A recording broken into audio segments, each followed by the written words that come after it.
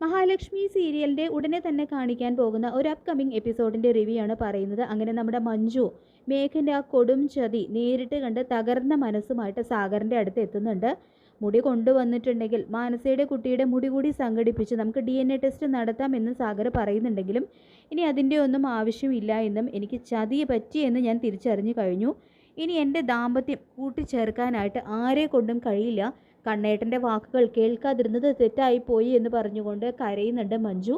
സാഗറാണെങ്കിൽ മഞ്ജുവിനെ പോലെ നല്ലൊരു പെൺകുട്ടിക്ക് ഇങ്ങനെ ഒരു ചതി പറ്റിയതിൽ വലിയ വിഷമമുണ്ടെന്ന് പറഞ്ഞുകൊണ്ട് മഞ്ജുവിൻ്റെ മനസ്സിൽ ഇടിച്ചു കയറാനുള്ള ഒരു ശ്രമവും ഇതിനിടയിൽ നടത്തുന്നുണ്ട്.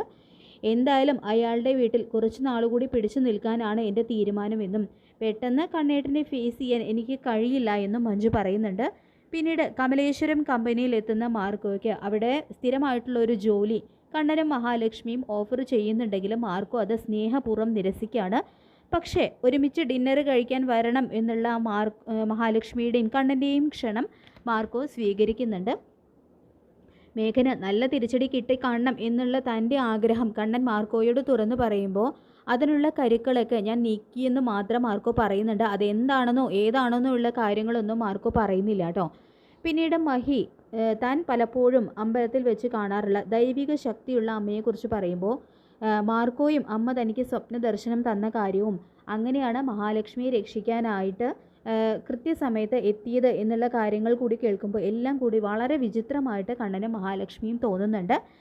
പിന്നീട് മാർക്കോയ്ക്ക് എന്തോ ഒരു ദൈവിക ശക്തി ഉണ്ടെന്നുള്ള കാര്യം അവർ ഉറപ്പിക്കുകയാണ് കേട്ടോ ചെയ്യുന്നത്. അങ്ങനെ മാർക്കോ അവർ ഒരുമിച്ച് സെൽഫിയൊക്കെ എടുത്തതിന് ശേഷം മാർക്കോ കമ്പനിയിൽ നിന്നും പോകുന്നു. പിന്നീട് മഞ്ജു അമ്മയായ ദുർഗയോട് എല്ലാം തുറന്നു പറയാനായിട്ട് കമലേശ്വരത്ത് എത്തുന്നുണ്ട്. മഞ്ജുവിൻ്റെ ആ മുഖം വാടിയിരിക്കുന്നത് കാണുന്ന ദുർഗ, എന്ത് പറ്റി മോളെ, നിനക്കും മേഘനയും ഇടയിൽ എന്തെങ്കിലും പ്രശ്നമുണ്ടോ? ആ ഫോട്ടോയുടെ കാര്യം നീ ഇനിയും വിട്ടില്ലേ? നീ അവനുമായിട്ട് ഇങ്ങനെ വഴക്കിട്ട് കഴിഞ്ഞാൽ നമ്മുടെ ശത്രുക്കൾക്കൊക്കെ അത് കണ്ട് സന്തോഷിക്കും. മേഘൻ പറഞ്ഞതാണ് ഇപ്പോൾ ഇന്നത്തെ കാലത്തൊക്കെ ഇത് എല്ലാവരും ചെയ്യുന്നതാണെന്നും കമ്പ്യൂട്ടറിൻ്റെ സഹായത്തോടു കൂടി ആരോ ചെയ്ത് ഒപ്പിച്ച പണിയാണിതെന്നും ചെറിയ പ്രശ്നങ്ങളൊക്കെ ഒരു ജീവിതമായാൽ ഉണ്ടാകും, അഡ്ജസ്റ്റ് ചെയ്ത് മുന്നോട്ട് പോകണമെന്നെല്ലാം ദുർഗ ഉപദേശിച്ച് പറയുമ്പോൾ മഞ്ജു ദുർഗയോട് എല്ലാം തുറന്ന് പറയാണ്. അത് കേട്ട് ദുർഗ ശരിക്കും ഹൃദയം തകർന്ന് നിൽക്കുകയാണ് കേട്ടോ. ദുർഗ അവനെക്കുറിച്ച് ഇങ്ങനെയൊന്നും അല്ലല്ലോ മോളെ എന്ന് പറഞ്ഞുകൊണ്ട് പൊട്ടിക്കരയാണ് കേട്ടോ ദുർഗ. ഇതേ സമയം തന്നെ കണ്ണനും മഹാലക്ഷ്മിയും കമ്പനിയിൽ നിന്നും അവിടേക്ക് തിരിച്ചെത്തുന്നുണ്ട്.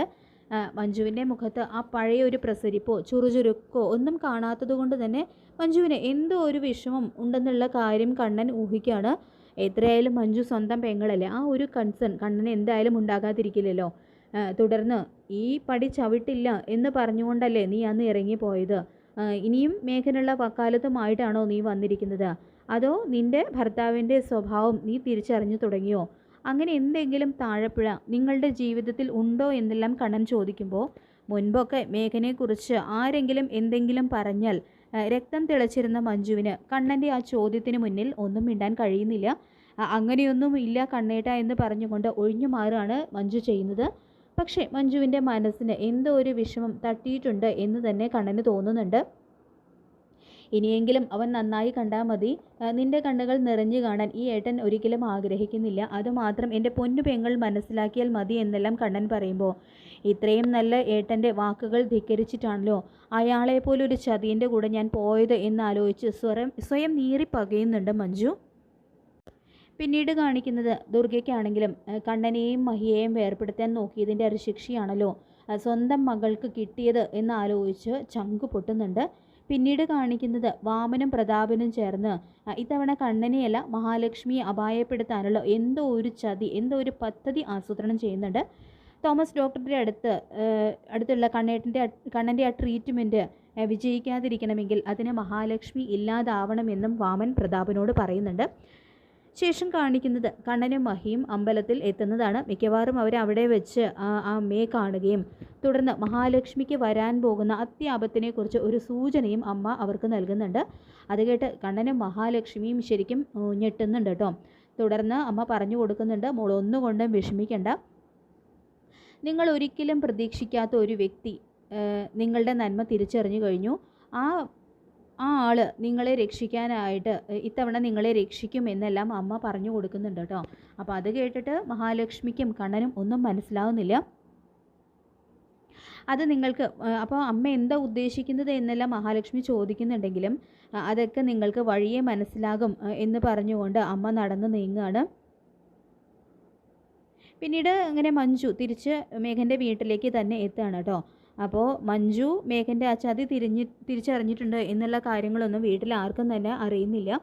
കാരണം മഞ്ജു ആരെയും ഒന്നും അറിയിക്കുന്നില്ല. മാത്രമല്ല മഞ്ജുവിനിപ്പോൾ കണ്ണനോടോ അതുപോലെ തന്നെ സ്വന്തം ഏട്ടത്തിയായ മഹാലക്ഷ്മിയോട് ഇപ്പോൾ യാതൊരു ശത്രുതയില്ല.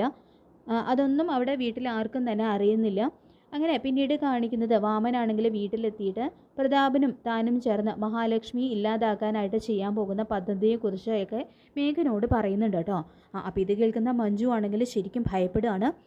എൻ്റെ ഏട്ടത്തിയെ ഇതിൽ നിന്നും എങ്ങനെയെങ്കിലും രക്ഷിക്കണം, അവർക്കിനി ഒരാപത്തും ഉണ്ടായിക്കൂടാ എന്ന് മനസ്സിൽ തീരുമാനിച്ചുറപ്പിക്കുകയും വേഗം തന്നെ സാഗറിനെ വിളിച്ചിട്ട് വാമനും പ്രതാപനും കൂടി ചെയ്യാൻ പോകുന്ന ആ പദ്ധതിയെക്കുറിച്ച് സാഗറിനോട് പറയുകയും ചെയ്യുന്നുണ്ട്.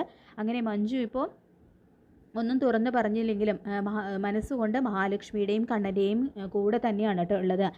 അങ്ങനെ മഹാലക്ഷ്മി സീരിയലിൻ്റെ വരാൻ പോകുന്ന എപ്പിസോഡുകൾക്കായിട്ട് നമുക്ക് കാത്തിരിക്കാം. ഈ റിവ്യൂ ഇഷ്ടപ്പെട്ടെങ്കിൽ ലൈക്ക് ചെയ്യുക, ചാനൽ കൂടി ഒന്ന് സബ്സ്ക്രൈബ് ചെയ്ത് സപ്പോർട്ട് ചെയ്യുക.